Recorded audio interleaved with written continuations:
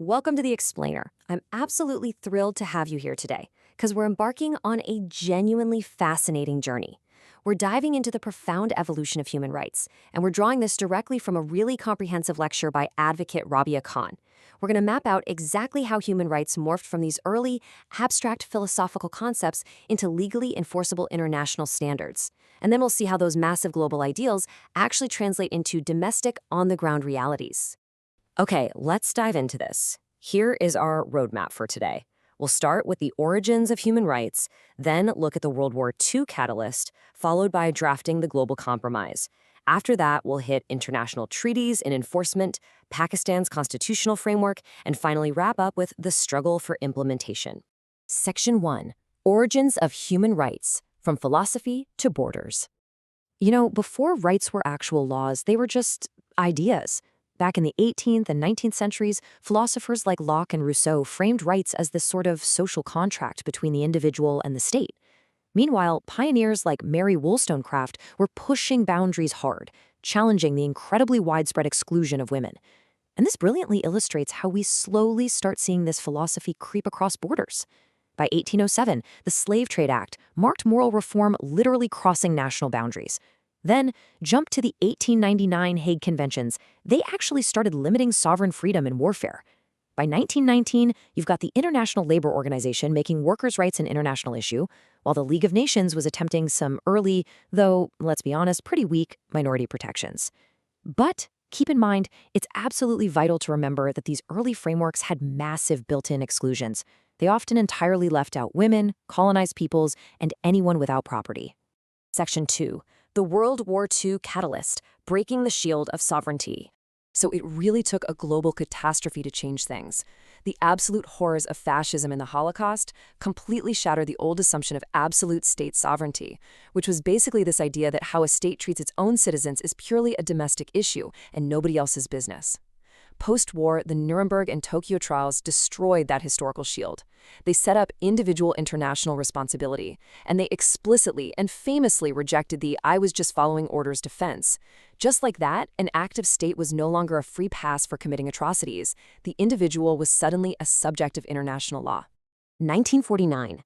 Now, this is a monumental year. Following the war, the 4 Geneva Conventions were established. And what these did was lay out incredibly detailed protections for wartime conduct, specifically for wounded forces, prisoners of war, and civilians. They cemented an absolutely vital premise.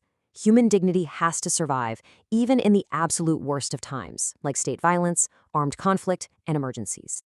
Section 3. Drafting the Global Compromise, Forging the UDHR. With the world still reeling, the UN set out to create a baseline, a common standard. This was spearheaded by figures like Eleanor Roosevelt and pluralist thinkers like P.C. Chang. But the resulting 1948 Universal Declaration of Human Rights, the UDHR, well, it wasn't some single unified ideological manifesto. It was a really delicate compromise. You had the first world, the liberal democracies, prioritizing civil and political liberties, things like free speech and due process.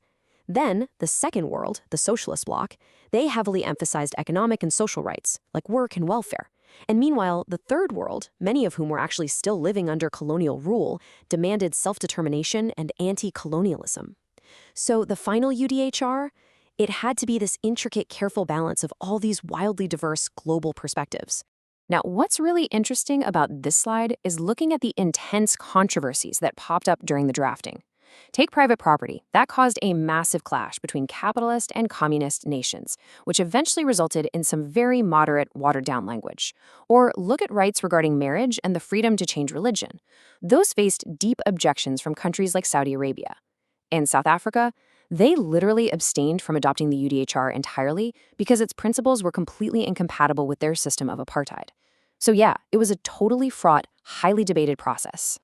Section 4. International Treaties and Enforcement, Bridging the Ideological Divide.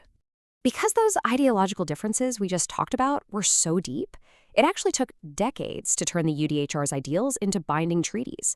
The UN eventually had to split human rights into 2 separate covenants in 1966. You've got the ICCPR, which focuses on civil and political rights, so life, liberty, fair trial, and then the ICESCR, focusing on economic, social, and cultural rights, like the right to work, health, education. But here's what's truly profound. Both of these covenants share the exact same opening line. Common Article 1 in both treaties is the right to self-determination, so it directly links collective anti-colonial freedom with individual human rights. Let's move to and see how this builds into actual enforcement. Because let's face it, there is no global police force, right? So enforcement works in layers. It starts at the ground level with domestic courts, moves up to UN monitoring bodies and treaty reviews, then relies on regional courts if they exist in that area. After that, it leans heavily on political pressure from NGOs and media. And finally, for the absolute worst atrocities, international criminal accountability. It's a system with some pretty obvious inherent weaknesses, mostly because it relies so heavily on state cooperation and domestic legal frameworks to actually work. Section 5. Pakistan's Constitutional Framework Domesticating Global Rights. Since international enforcement does rely so heavily on domestic law, let's zoom in on exactly how a country like Pakistan incorporates these global ideals. They do it by directly translating the UDHR right into their 1973 constitution. So the crucial point is that the UDHR's global standards for life and liberty become officially enforceable under Pakistan's Fundamental Rights chapter. Specifically, we're talking about Articles 9 and 14, which guarantee the security of person and the inviolability of the dignity of man. Think of it this way. The UDHR is the moral benchmark, but the Constitution is the actual enforceable tool. Inside Pakistan, these rights are enforced through some really powerful mechanisms. For example, Article 199 gives high courts writ jurisdiction, and there's the new Article 175E regarding the Federal Constitutional Court. But it's definitely not without friction. For instance, domestic law, like Section 9 of the Narcotics Act, which actually allows the death penalty for drug possession, directly clashes with international norms. And these tensions, they're constantly being debated internationally through mechanisms like the UN's Universal Periodic Review, or UPR, where states basically have an open dialogue about their human rights records. Section 6. The Struggle for Implementation. The Power of Civil Resistance. The overarching truth here is that laws are only ever as strong as the civil society defending them. I mean, think about this. Well into the 1970s, women in the United States often needed a male cosigner just to get a basic bank loan. Legal progress absolutely requires sustained societal pushback, which brings us to a really stark question raised during the lecture. Do universal rights actually exist if they aren't enforced on the ground? There is a massive glaring gap between rights on paper and the harsh reality people actually experience.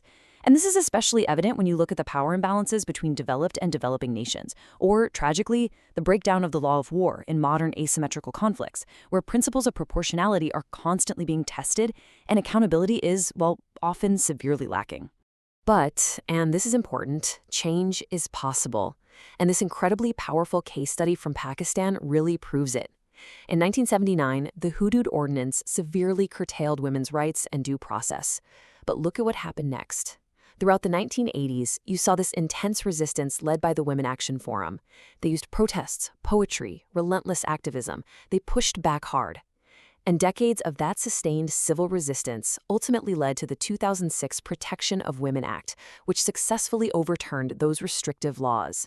And when domestic parliaments are being slow, well, legal practitioners use the courts. They use something called judicial expansionism.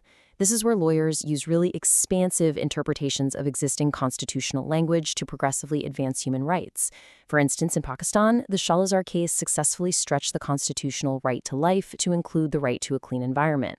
And in the Saad Aziz case, the right to dignity was successfully used to ban the deeply invasive two-finger test in rape trials. So, we've traveled all the way from 18th century philosophy to the modern courtrooms of Pakistan. And the tension between universal ideals and the power of individual nations, that is the defining struggle of human rights. So I'm going to leave you with this provocative thought. Can universal human rights ever truly supersede the shield of state sovereignty in our modern world? It's a huge question, and one that requires us all to stay engaged, to study the recommended readings, and to keep learning. Thank you so much for joining me on this explainer. Keep asking questions, and I'll see you next time.